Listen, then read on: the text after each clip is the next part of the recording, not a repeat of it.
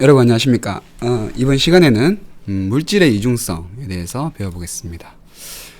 물질의 이중성에 대해서 배우고요. 그 다음에 이것을 이용한 전자현미경에 대해서 배워보겠습니다. 지금 광학현미경을 이용해서 물체를 보는 것, 그 다음에 전자현미경을 이용해서 물체를 보는데, 전자현미경이 마치 빛처럼 쓰이고 있는 건데, 빛은 전자기파인데 전자는 입자이고, 빛은 전자기파 파동이고, 파동인데 전자는 입자인데 어떻게 이런 결과가 나오는 걸까? 이런 생각을 해보는 겁니다. 봅시다. 오늘 좀 물리적으로 사고의 전환을 가지고 온 겁니다. 물질파 봅시다. 영어로는 이제 물질이니까 matter wave입니다. 전자기파라고 생각했던 빛이 광자라는 입자의 성질을 가지고 있다면, 자 보세요. 파동이라고 생각했던 빛이 입자의 성질을 가지고 있다라는 걸 알게 되었죠. 됐습니까? 그러면 입자라고 생각했던 것도 파동일 수 있지 않을까라는 생각을 하게 됩니다. 반대로 입자라고 생각했던 물질도 파동의 성질을 가질 수 있지 않을까라는 생각, 대단한 생각이죠. 바로 드브로이라는 과학자가 하였습니다. 드브로이는 전자나 양성자, 중성자와 같은 입자들도 파동의 성질을 나타낼 것이라고 생각만 하였어요. 실험을 한 건 아닙니다. 대단하죠. 그냥 생각만 하였고, 이것을 물질파라고 불렀습니다. 입자들이 나타내는 파동의 성질, 이러한 입자들이 나타내는 파동을 물질파입니다. 드브로이는 운동량이 P자, 운동량이라는 것은 입자가 가지는 대표적인 물리량입니다. 파동에서는 우리 운동량이란 말을 한 적이 없어요. 입자가 가지는 대표적인 물리량, 운동량, 입자 운동량이 P일 때 그 입자의 물질파 파장 람다는 이 파장이라는 것은 파동에서 나타나는 대표적인 물리량이죠. 입자의 경우에 우리가 파장을 이야기한 적은 없습니다. 입자의 대표 물리량 운동량과 파동의 대표 물리량 파장의 관계는 바로 이 플랑크 상수로서 이어집니다. 이게 드브로이의 물질파 파장식입니다.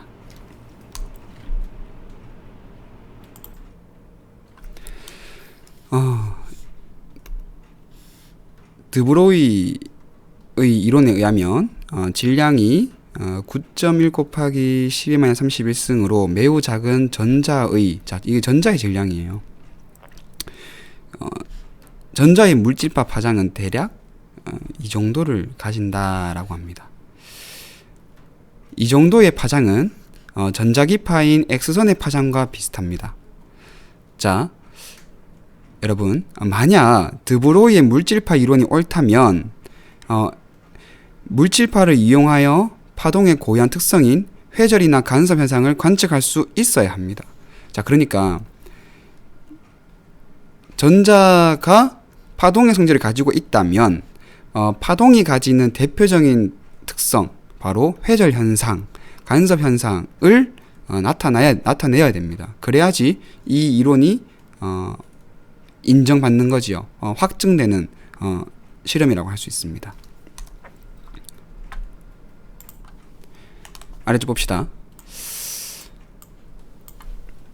원자가 규칙적으로 배열된 금속 결정에 X선을 쪼여주면 각각의 금속 원자에 의해서 회절된 X선이 특정한 각도에서 보강되는 현상을 관찰할 수 있습니다. 이걸 브래그 간섭 현상이라고도 얘기하는데요. 이것은 X선이 전자기파이기 때문에 가능한 현상입니다.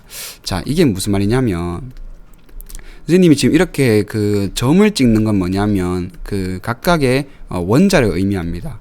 자, 이렇게 원자가 규칙적으로 배열된 금속 결정에 우리가 X선을 요렇게 조여줍니다. 이거 엑스레이입니다. 자, 그러면 여기 윗부분을 막고 튕겨나가는 전자기파, 반사되는 전자기파, 그 다음에 아래쪽으로 들어오는 빛이 X선이 전자기파가 또 반사가 되겠죠. 자, 그러면 이 두 전자기파는 요만큼의 경로차를 가지게 됩니다. 자, 여기서부터 요까지, 여기서부터 요까지, 요거 이만큼은 지금 동일하잖아요. 경로가 지금 요만큼, 검은색으로 다시 요만큼이 경로차가 생겨요. 이 경로차가 만약에 람다의 정수배라면 보강 간섭을 하겠지요. 됐습니까? 이 뭐 각도에 따라서. 그래서 뭐 이 각도를 얘기합니다. 요 각도. 그래서 이것은 이러한 그 각도에 의해서 람다의 정수배가 되는 X선의 파장의 정수배가 되는 지점의 보강, 그래서 회절 현상이 나타납니다. 자, 이것은 X선이 전자기파, X선이 파동이기 때문에 가능한 현상입니다. 자, 그런데 전자가 파동성을 가지고 있다면 전자의 흐름이, 전자 다발의 흐름도 이러한 회절 현상을 나타내야 됩니다. 그럼 당연히 실험을 했겠죠. 봅시다. 톰슨입니다. 여러분들 많이 들어봤죠? 자, 근데 이 톰슨은 우리가 앞에서 배웠던 그 전자를 발견한 톰슨과는 다른 사람이에요. 좀 이따 밑에서 보겠습니다. 톰슨은 전자의 파동성을 확인하기 위하여 자, X선 대신에 전자선을 금속 결정에 쪼여주는 회절 실험을 합니다. 아까 전에는 X선을 쪼였죠. X선 대신에 오직 전자선으로만 바꾼 겁니다. 톰슨은 알루미늄과 금을 얇게 펴서 방막을 가동시킨 전자선을 쪼여주었더니 X선을 쪼여주었을 때와 같은 회절 현상이 나타나는 것을 확인하였습니다. 됐습니까? 전자선도 회절 현상이 나타나더라. 자, 논리를 잘 보세요. 전자기파는 파동성을 가지죠. 자, 그런데 파동의 대표적인 성질이 회절 현상이 나타나야 됩니다. X선인 전자기파는 회절 현상이 나타났습니다. 됐나요? 자, 입자라고 생각했던 대표적인 전자라는 물질이 파동성을 가진다면 당연히 회절 현상이 나타나야 되는데 이것을 이 톰슨이라는 과학자가 실험적으로 증명을 한 겁니다. 따라서 전자는 입자이기도 하지만 파동이기도 하다, 이 말입니다. 따라서 이 전자라는 입자, 물질은 입자이기도 파동이기도 하다. 즉 이중적이다. 이중성을 가지고 있다, 이 말입니다. 그림은 톰슨의 실험과 같은 방법으로 알루미늄 방막에 X선과 전자선을 각각 쪼여줬을 때 실험 결과인데, 자 보세요 여러분. 똑같잖아요. 결과가. 됐습니까? 전자선이 회절한, X선이 회절한 겁니다. 얇은 방막에서 회절된 회절무늬입니다. 실험에서 사용된 X선의 파장과 드브로이식으로 계산한 전자의 물질발 파장은 같습니다. 같도록끔 조절을 했겠지요. 실험을 할 때. 따라서 이것은 드브로이의 가설이 옳다는 것을 의미합니다. 드브로이의 물질파 이론은 처음에는 가설로 제안되었는데 실험으로 확증이 됩니다. 따라서 이론으로 받아들여지게 됩니다. 전자뿐만 아니라 양성자와 중성자 같은 입자, 우리는 원자로 되어 있죠. 양성자와 전자로, 중성자로 되어 있는 원자로 되어 있으니까 우리도 파동성을 가지고 있습니다. 단지 잘 관측하기 어려울 뿐입니다. 파동의 성질을 동시에 가지고 있다. 이를 물질의 이중성이라고 합니다. 듀얼리티입니다. 현대에는 물질의 이중성에 바탕을 두고 원자나 원자의 내부 같은 미지적 세계에서 일어나는 자연상을 설명합니다.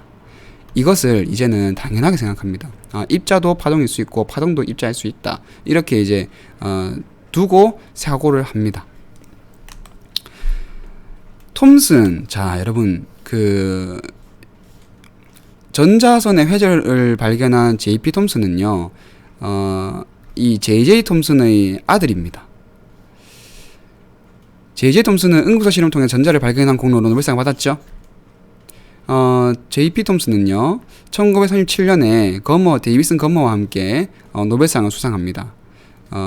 전자의 파동성을 입증한 공로로 이렇게 노벨상을 받게 됩니다. 부자가 함께 노벨상을 수상하였는데 이 전자를 발견하였고 전자의 파동성을 발견하였고 둘 다 전자를 가지고 노벨상을 받은 그런 경우입니다. 그 노벨상 수상자를 보면 이렇게 가족의 경우에 받은 경우가 꽤 있습니다. 부자지간에 혹은 모녀지간에. 퀴리 부인의 경우는 이제 모녀지간의 과학자들이고요. 그 다음에 이제 보어나 파울리였나? 그 다음에 텀슨 이런 사람들 전부 다 부자지간에 같은 분야를 연구하였습니다. 자, 봅시다. 우리가 빛을 이용해서 현미경을 만들어서 쓰고 있잖아요. 이제 최초로 만든 사람은 로버트 훅입니다. 자, 근데 빛은 전자기파는 파동. 그죠? 파동으로 현미경을 만들 수 있습니다. 자, 전자가 입자인데 파동성을 가지고 있잖아요. 따라서 전자로도 현미경을 만들 수 있겠죠. 됐나요? 그런데 왜 하필 전자로 현미경을 만들까? 빛으로 만든 현미경보다, 광학 현미경보다 더 좋으니까 만들겠죠. 어떤 것이 더 좋은가? 뭐 이런 거를 또 어떻게 구현을 하는가? 이렇게 두 가지 관점으로 보도록 하겠습니다. 맨눈으로 볼 수 없을 정도로 작은 물체를 확대하여 보는 장치를 우리가 현미경이라고 하는데, 일반적으로 알고 있는 광학 현미경은 자, 유리로 만든 렌즈를 이용해서 뭐 빛을 굴절시켜서 관찰하는 장치입니다. 반면에 가시광선 대신에 전자의 물질파, 전자의 파동성을 이용하여 만드는 현미경을 우리는 전자현미경이라고 합니다. 이 전자현미경도 마찬가지예요. 우리 그 빛을 굴절시켜서 현미경을 만들듯이 전자선 물질파, 이 전자의 물질파를 굴절시킬 만한 장치가 필요합니다. 그 장치가 바로 자기렌즈입니다. 전자가 전하를 띠고 있잖아요. 마이너스 전하를 띠고 있는데, 마이너스 전하를 띈 입자가 자기장 내부에서 운동을 하게 되면 그 경로가 변하게 됩니다. 그래서 그 경로가 변한다. 빛의 경로가 변하는 걸 굴절이라 하죠. 그럼 자기장 안에서 경로가 변하니까 자기장을 적절히 조절하면은 렌즈처럼, 빛에서의 렌즈처럼 만들 수 있겠죠. 우리는 이것을 자기렌즈라고 한단 말입니다. 자기렌즈는 코일로 만든 전자선을 이용하여서 만듭니다.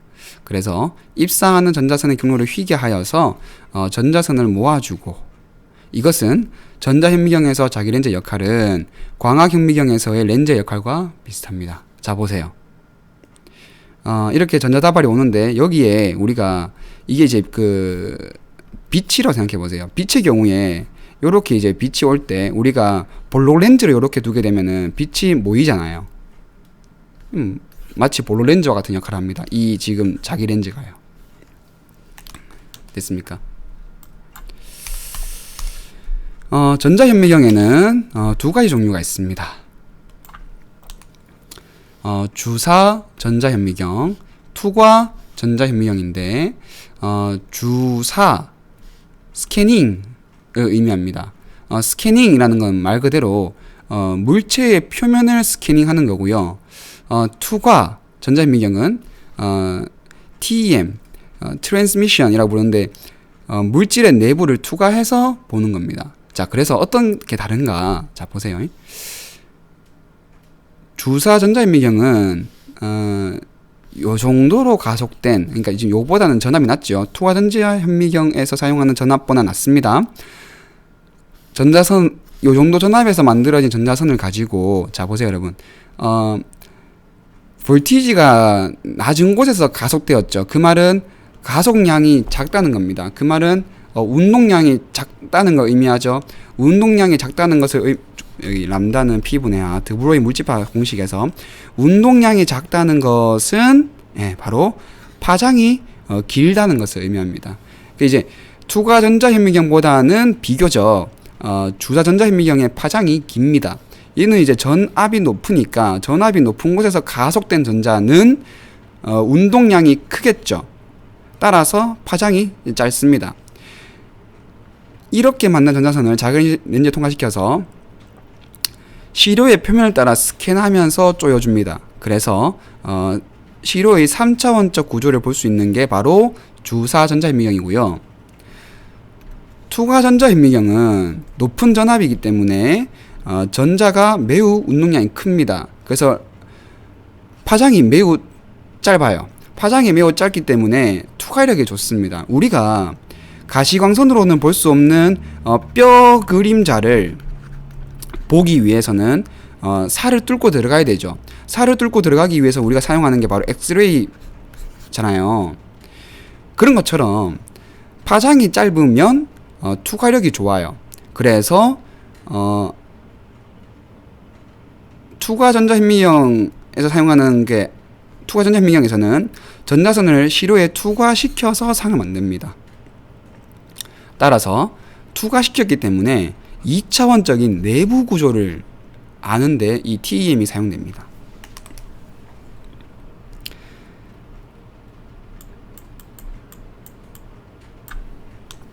가시광선의 파장이 이 정도거든요. 대략 이제 100 나노미터 정도입니다. 이게 이제 12-7승이니까 나노는 12-9승이잖아요. 그러니까 곱하기 100 나누기 100을 하면 이렇게 되겠죠. 그런데 전자선의 물질과 파장은 10분의 1에 10 나노미터죠. 그러니까 미안합니다. 다시 10분의 1 나노미터입니다. 그러니까 이제 1000배 가량이 더 파장이 짧아요. 1000배 가량 파장이 더 짧다는 것은 무엇을 의미하는가 봅시다. 가시광선의 파장은 바이러스나 미토콘드리아 같은 물체를 관찰할 수 없어요. 왜냐하면 자, 물체의 크기가 빛의 파장보다 작으면은 회절 현상이 일어납니다. 물체의 표면에서. 그래서 상이 흐려져요. 하지만 전자선은 파장이 짧아서 가시광선으로 볼 수 없는 물체, 가시광선 영역 정도의 물체 크기를 회절 현상 없이도 우리가 관찰할 수 있습니다. 그래서 전자현미경을 이용하면 이러한 장점이 있습니다. 전자현미경의 장점입니다. 가시광선을 관찰할 수 없는 물체도 또렷하게 확대하여 관찰할 수 있습니다. 파장이 짧기 때문에 분해능이 좋아요. 이게 무슨 말이냐? 분해능이라는 것은 무엇을 의미하냐면은 두 물체 또는 두 점을 구별할 수 있는 능력을 분해능이라고 합니다. 자, 여러분 보세요. 지금 요거는 구별됩니까? 여기 지금 두 점 구별되죠? 구별되죠? 훨씬 조금 가까워졌는데 구별되죠? 가까워졌는데 구별되죠? 이거는요? 이 점은 구별됩니까? 두 점인 것 같은데 거의 포개져 있으니까 두 점인 것 같기도 하고 한 점인 것 같기도 하죠. 이거는요? 뭐 비슷하긴 한데. 그러니까 이렇게 우리가 지금 가시광선을 쓰게 되면 이게 두 점인지 한 점인지 헷갈립니다. 자, 그런데 이것보다 파장이 더 짧은 X선을 사용하게 되면 전자파를 사용하게 되면 물질파를 사용하게 되면 분해가 구분이 안 되었던 것도 구분시켜서 볼 수 있습니다. 그래서 분해능이 좋다라는 것은 두 물체를 구별하는 능력이 좋다는 거니까 아주 작은 것도 분해해서 볼 수 있으니까 더 작은 거를 자세히 볼 수 있겠죠. 됐습니까? 분해능이 좋을수록 상이 선명해집니다. 자, 보세요. 집신벌레를 광학현미경으로 본 거는 이 정도입니다. 그런데 주사 전자현미경을 이용하게 되면 이렇게 외부의 털까지 촘촘하게 표면이 잘 보입니다. 대단하죠? 투과 전자현미경을 쓰게 되면 내부가 투과되었죠. 그래서 우리가 엑스레이로 뼈 사진을 보는 것처럼 이렇게 내부를 투영해서 볼 수 있습니다.